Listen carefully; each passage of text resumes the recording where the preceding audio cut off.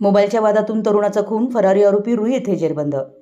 मोबाईलच्या कारणावरून झालेल्या वादातून एका 35 वर्षीय तरुणाचा खून झाल्याची धक्कादायक घटना हातकणंगले तालुक्यात उघडकीस आली असून या प्रकरणातील फरारी आरोपीला पोलिसांनी अवघ्या काही तासात ताब्यात घेतले। पोलीस सूत्रांकडून मिळालेल्या माहितीनुसार 16 एप्रिल 2026 रोजी दुपारी 2:30 ते सायंकाळी 7:45च्या कालावधीत अतिग्रे तालुका हातकणंगले येथे ही घटना घडली। विनोद उर्फ लाल्या सर्जेराव मुसळे वय 35 राहणार अतिग्रे यांचा या घटनेत मृत्यू झाला। या प्रकरणी पप्पू उर्फ तुषार रवींद्र लोहार वय 30 राहणार चोकाक तालुका हातकणंगले याच्या विरुद्ध गुन्हा दाखल करण्यात आला।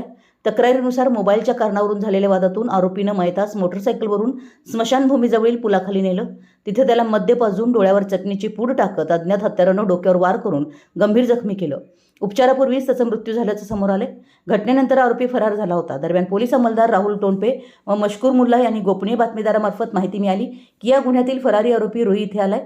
या माहितीच्या आधारे पोलीस उपनिरीक्षक विनोद पिलाने यांच्या मार्गदर्शनाखाली हातकणंगले पोलिसांच्या तपास पथकानं सापळा रचून आरोपीला ताब्यात घेतले। त्यानंतर आज संध्याकाळी 7:30 वाजण्याच्या सुमारास आरोपीला अटक करण्यात आली।